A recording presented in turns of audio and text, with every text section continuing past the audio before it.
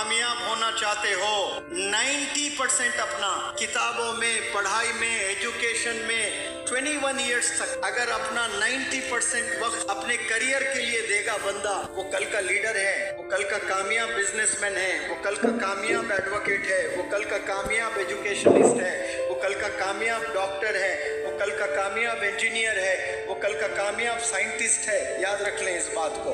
सिर्फ यही कामयाब नहीं, वो कल का कामयाब हस्बैंड भी है, वो कल का कामयाब फादर भी है।